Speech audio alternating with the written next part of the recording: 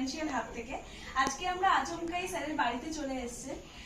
তো আমরা স্যারের আজকে ছেলের বার্থডে, আমরা আচমকাই এসে স্যারকে সারপ্রাইজ করেছি, সাথে সবাইকে সারপ্রাইজ করে ফেলেছি। স্যাররা খুব ভালোভাবে আমাদের ওয়েলকাম করেছে। আশা করি স্যারের ছেলেকে মানে আমরাও খুব ভালোভাবে ওনাদের সারপ্রাইজ করতে পেরেছি। এখন স্যারের ছেলে আজকে কেকটা কাটবে, আসুন আমরা দেখে নিই। চলো কেক কাটো। Happy birthday to you, happy birthday to you, happy birthday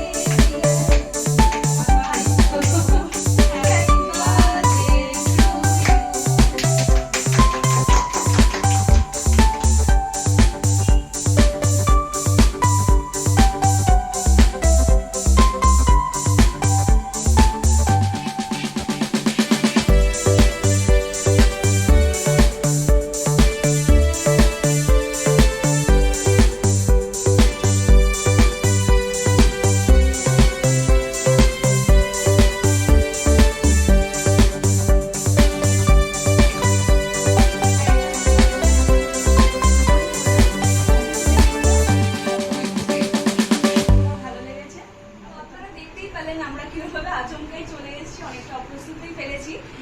তো স্যার ম্যামদের কাছ থেকে শুনে নেবো ওনাদের কতটা কি ভালো লেগেছে।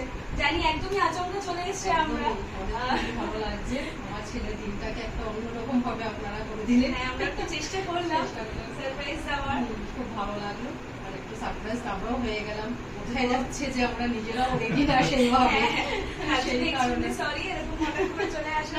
না সরি তো ঠিক আছে, কিন্তু খুব ভালো লাগলো। ছেলে একটা অন্যরকম ফিলিংস পেলো, আজকের দিনটা তো ওর জন্য একটা অন্যরকম বিষয়, সেই জন্য। স্যার আপনি ও ক্লাস 9 এ উঠলো, আপনাদের তরফ থেকে ওকে আশা করবেন যে ও আরো যেন বড় হতে পারে।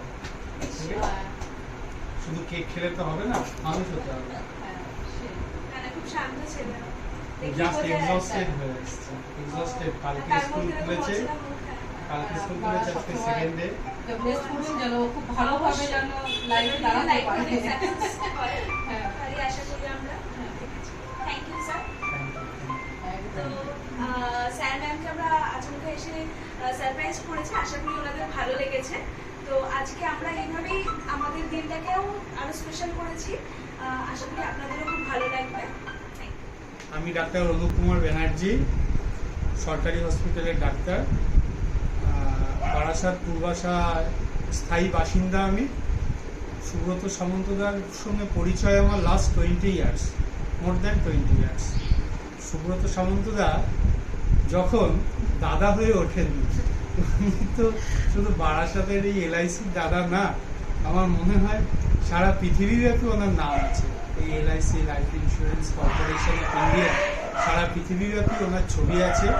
হ্যাঁ, আমরা যেরকম দেখাই না অমিতাভ বচ্চন, হ্যাঁ, মিঠুন চক্রবর্তী, রেখা, এ বলার কিছু লাগে না।